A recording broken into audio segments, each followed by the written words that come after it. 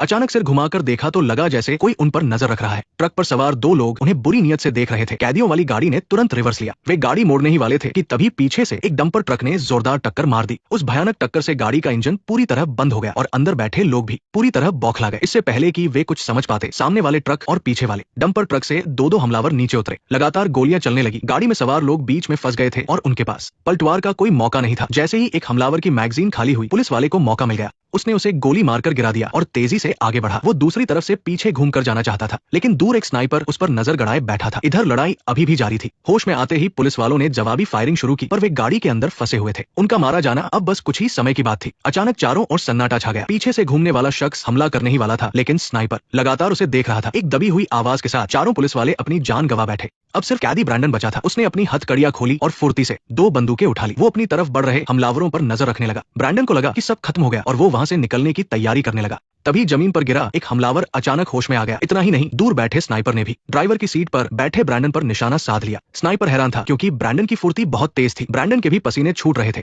वो मरे हुए ड्राइवर के पीछे छिप गया और एक लंबी बंदूक से गाड़ी का एक्सीलेटर दबाया। आखिरकार गाड़ी चल पड़ी। पीछे से एक ग्रेनेड अचानक उसकी ओर आया, पर ब्रैंडन बाल बाल बचा और तेजी से गाड़ी चलाकर वहां से निकल गया। मिशन फेल होने पर स्नाइपर ने अपने ही साथियों को मार दिया ताकि कोई भी सबूत बाकी न रहे। वहां से भागने के बाद ब्रैंडन अंधेरा होने पर ही बाहर निकला। वो एक पार्किंग में पहुंचा और एक बिना लॉक वाली कार ढूंढ ली। वो जैसे ही गाड़ी स्टार्ट करने की कोशिश करने लगा, तभी पीछे से पुलिस के सायरन की तेज आवाज सुनाई दी। ब्रैंडन धीरे से खड़ा हुआ। दो पुलिस वालों ने उसे घेर लिया था, लेकिन ब्रैंडन गिरफ्तार नहीं हो सकता था, क्योंकि उस पर एक बड़े आदमी की हत्या का आरोप था और वो फरार था। उसने सरेंडर करने का नाटक किया और जैसे ही पुलिस वाले ढीले पड़े, उसने हमला कर दिया। वे मामूली पुलिस वाले उसका मुकाबला कैसे कर पाते? उसने 10 सेकंड में उन्हें धूल चटा दी। फिर एक की बंदूक छीनी और तमाशा देख रहे एक शख्स की कार लेकर तेजी से पार्किंग से बाहर निकल गया। इसके बाद उस लड़के की मदद से ब्रैंडन मोंटाना जाने वाले एक ट्रक में सवार हो गया। कुछ समय बाद ब्रैंडन एक घने जंगल में पहुंचा। वहां उसके पिता थॉमस अकेले रहते थे। ब्रैंडन ने अपने पिता को पिछले कुछ दिनों की आपबीती सुनाई। डियाज नाम का एक बड़ा अफसर ट्रेड बैन हटाने वाला था कि तभी उसकी हत्या कर दी गई। कातिल एक माहिर स्नाइपर था, जिसने 800 मीटर दूर से सटीक निशाना लगाया था। दुनिया में ऐसे सिर्फ 5 स्नाइपर हैं और ब्रैंडन उनमें से एक था, लेकिन उसे तो